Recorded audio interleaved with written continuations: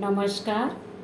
मैं प्रोफेसर मीना श्रीवास्तव, शासकीय कमला राजा कन्या स्नातकोत्तर स्वशासी महाविद्यालय ग्वालियर में इतिहास विषय की प्राध्यापक एवं विभाग अध्यक्ष हूँ, जिसके अंतर्गत मैं आपसे बात करूँगी भाषा और लिपि के विकास के संबंध में।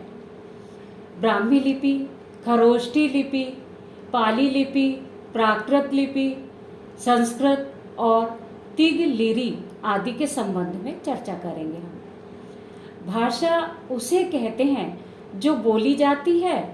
भाषा को किसी भी लिपि में लिखा जा सकता है। लिपि वह है जिसे लेखन प्रणाली का अर्थ है किसी भी भाषा की लिखावट या लिखने का ढंग। कोई भी शब्द बोलते समय जो ध्वनि प्रस्फुटित होती है उसे लिखने के लिए जिन चिन्हों का प्रयोग किया जाता है उसे ही हम लिपि कहते हैं। इस प्रकार से भाषा वह है जिसे बोला जाता है और उसे किसी भी लिपि में लिखा जा सकता है। सबसे पहले हम बात करेंगे ब्राह्मी लिपि के संबंध में। सृष्टि के निर्माण कर्ता ब्रह्मा जी को माना जाता है। आरंभिक युग में ब्रह्मा के द्वारा ही ब्राह्मी लिपि का प्रवर्तन हुआ है और इसी मान्यता या कल्पना के आधार पर भारतीयों की परंपरागत मान्यता के अनुसार संस्कृत भाषा ब्राह्मी या भारती कही जाती है। ब्राह्मी लिपि सरस्वती का भी अभिधाम माना जाता है। ब्राह्मी लिपि की उत्पत्ति का सिद्धांत क्या है, इसके बारे में बात करेंगे अब हम। बृहद भारत का स्वदेशी उत्पत्ति का सिद्धांत। ब्राह्मी लिपि के उद्भव के स्वदेशी सिद्धांतों को दो भागों में विभक्त किया जाता है। प्रथम दक्षिण मूल और द्वितीय आर्य मूल। यद्यपि माना जाता था कि ब्राह्मी लिपि का विकास चौथी से तीसरी सदी ईसा पूर्व में मौर्य वंश के समय में हुआ था, परंतु पुरातात्विक भारतीय सर्वेक्षण के द्वारा यह ज्ञात हुआ है कि ब्राह्मी लिपि तमिलनाडु और श्रीलंका में 6वीं सदी ईसा पूर्व में भी लिखी जाती थी। विदेशी उत्पत्ति के सिद्धांत के बारे में अब हम बात करेंगे।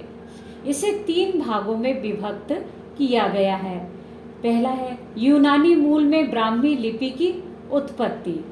इस सिद्धांत को अल्फ्रेड मूलर ने प्रकट किया है।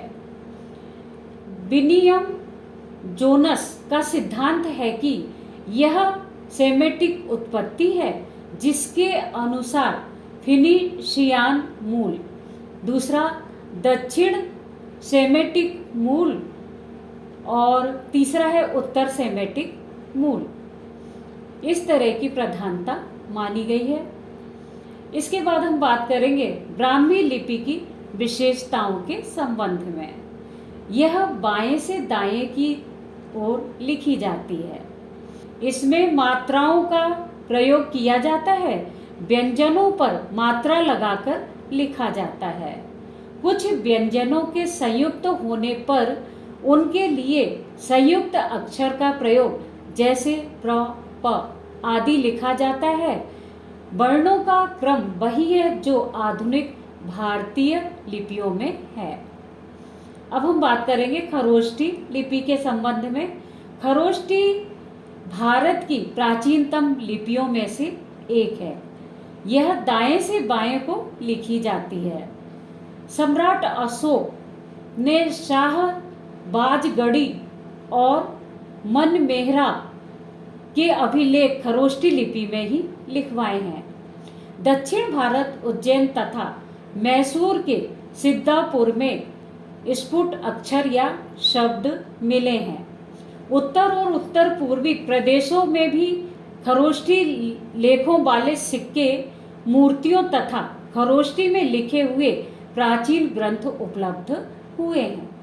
खरोष्ठी लिपि की विशेषता यह है कि प्रत्येक व्यंजन में अ की विद्यमानता होती है। दीर्घ स्वरों एवं स्वर मात्राओं का अभाव होता है। व्यंजनों के पूर्व पंचम वर्णों के लिए सभी अनुस्वार का प्रयोग होता है। संयुक्त अक्षरों की अल्पता होती है। इसके बाद हम बात करेंगे पाली लिपि के संबंध में। पाली प्राचीन लिपि है। पाली प्राचीन हिंदी है।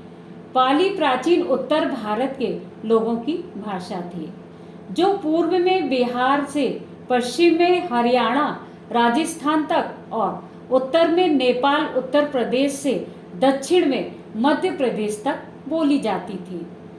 आज भी इन्हीं क्षेत्रों में यह भाषा अभी भी बोली जाती है। आचार्य बुद्ध घोष ने पाली भाषा का पहला व्यापक प्रयोग किया था। इन्होंने बुद्ध वचन या मूल त्रिपिटक लिखा। पाठ या मूल त्रिपिटक के पाठ का अर्थ भी इसी भाषा में किया है। भगवान बुद्ध ने पाली भाषा को अपने उपदेश के लिए चुना और तब यह राजभाषा बन गई। पाली भाषा की विशेषताएं। यह हिंद यूरोपीय भाषा परिवार की एक बोली या प्राकृत है। पाली ब्राह्मी परिवार की लिपियों में लिखी जाती थी। पाली भाषा का उद्गम गौतम बुद्ध से लगभग 300 वर्ष पहले ही इस लिपि का उद्गम हो चुका था। ध्वनियों में री, ल, ए, ओ स्वरों का अभाव है। ए और ओ की ह्रस्व ध्वनियों का विकास है। श्र, स्र, स इन तीनों ऊष्मों के स्थान पर सामान्यतः सा का प्रयोग किया गया है। विसर्ग का सर्वथा अभाव है। अस वर्ण संयुक्त व्यंजनों का असंयुक्त बनाने अथवा स्वर्ण संयोग में परिवर्तित करने की प्रवृत्ति होती है। अब हम बात करेंगे प्राकृत भाषा के संबंध में। भारतीय आर्य भाषा के मध्य युग में जो अनेक प्रादेशिक भाषाएं विकसित हुई, उनके सामान्य नाम प्राकृत ही हैं और इन भाषाओं में जो ग्रंथ रचे गए उन सभी को समुचे रूप में प्राकृत साहित्य कहा जाता है। प्राकृत भाषा की विशेषताओं के बारे में अब हम बात करेंगे। संस्कृत के स्वरों में री, ल एवं ए और ओ का मध्ययुगीन भाषाओं में अभाव है। ए और ओ की ह्रस्व मात्राओं का प्रयोग इन भाषाओं की अपनी विशेषता है। विसर्ग यहाँ सर्वथा नहीं पाया जाता है। क से लेकर म तक के स्पर्श वर्ण पाए जाते हैं। व्याकरण की दृष्टि से संज्ञाओं तथा क्रियाओं के रूपों में द्विवचन नहीं पाया जाता है। कारक के रूपों में संकोच पाया जाता है। सभी प्रकार के रूप विकल्प से चलते हैं। अब हम बात करेंगे प्राकृत भाषाओं के भेद के संबंध में। प्राक मध्यकालीन ईसा पूर्व 600 से ईसवी सन 100 तक। अंतर मध्यकालीन ईसवी सन 100 से 600 ईस्वी तक। उत्तर मध्यकालीन ईस्वी सन 600 से 1000 ईस्वी तक। ये सभी प्राकृत भाषा के नाम से जानी जाती हैं। चलिए अब हम बात करेंगे संस्कृत भाषा के संबंध में। संस्कृत या संस्कृतम भारतीय उपमहाद्वीप की एक भाषा है। संस्कृत एक हिंद आर्य भाषा है जो हिंद यूरोपीय भाषा परिवार की एक शाखा है। आधुनिक भारतीय भाषाएं जैसे हिंदी, बांग्ला, मराठी, सिंधी, पंजाबी, नेपाली आदि इसी से उत्पन्न हुई हैं। संस्कृत भाषा में ब्राह्मण, बौद्ध एवं जैन धर्म के ग्रंथ लिखे गए हैं। संस्कृत भाषा की विशेषताएं बताएंगे अब हम आपको। संस्कृत विश्व की सबसे पुरानी पुस्तक वेद की भाषा है। इसका व्याकरण सुस्पष्ट है। संस्कृत की वर्णमाला की वैज्ञानिकता के कारण इसकी सर्वश्रेष्ठता भी स्वयं ही सिद्ध होती है। संस्कृत को देव भाषा माना जाता है। संस्कृत को संस्कारित करने वाले महर्षि पाणिनि, महर्षि कात्यायन और योग शास्त्र के प्रणेता महर्षि पतंजलि हैं। इन तीनों ने बड़ी ही कुशलता के साथ योग की क्रियाओं को भाषा में स्पष्ट रूप से समाविष्ट किया है। यही इस भाषा का रहस्य है। संस्कृत में प्रत्येक शब्द के 27 रूप होते हैं।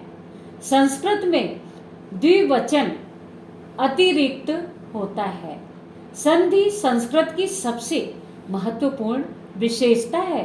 संस्कृत में 2 अक्षर निकट आते हैं तो वहाँ संधि होने से स्वरूप और उच्चारण बदल जाता है। संस्कृत भाषा में साहित्य की रचना कम से कम 6000 वर्षों से निरंतर होती आ रही है और अनेक प्राचीन ग्रंथ हमें आज भी प्राप्त होते हैं। संस्कृत एक संस्कृति है, एक संस्कार है। संस्कृति में विश्व का कल्याण है, शांति है, सहयोग है, वसुधैव कुटुंबकम की भावना है। चलिए अब हम बात करेंगे आपसे तिगलारी भाषा के संबंध में। तिगलारी तिगली लिपि तुलु लिपि के नाम से जानी जाती है। वह एक दक्षिणी ब्राह्मी लिपि है। इसका उपयोग तुलु, कन्नड़ और संस्कृत भाषाओं को लिखने के लिए किया जाता है। इसका प्रयोग मुख्यतः वैदिक ग्रंथों को संस्कृत में लिखने के लिए किया जाता है। यह ग्रंथ लिपि से विकसित हुआ है। इसे कन्नड़ भाषी क्षेत्रों में जैसे कव, मलनाड क्षेत्र में लिगलारी लिपि कहा जाता है। तिगलारी भाषा को तुलु बोलने वाले लोग इसे तुलु लिपि कहते हैं। तिगलारी लिपि का उपयोग कर्नाटक के केरला और पश्चिमी पहाड़ी क्षेत्रों में किया जाता है। इस लिपि में वेद, उपनिषद, ज्योतिष, धर्मशास्त्र, पुराण और अनेक कई हजारों पांडुलिपियां प्राप्त हुई हैं। यद्यपि अधिकांश रचनाएं संस्कृत में हैं, परंतु कुछ कन्नड़ पांडुलिपियां भी पाई जाती हैं, जैसे गोकर्ण, महात्म्य आदि। राष्ट्रीय पांडुलिपि मिशन लिपि पर कई कार्यशालाएं आयोजित की हैं। तुलु लिपि को लोकप्रिय बनाने के लिए स्थानीय विधायकों का भी भारी समर्थन है। तुलु नाडु क्षेत्र में ऐसे कई स्थान हैं जहां तुलु लिपि में साइन बोर्ड लगाए गए हैं।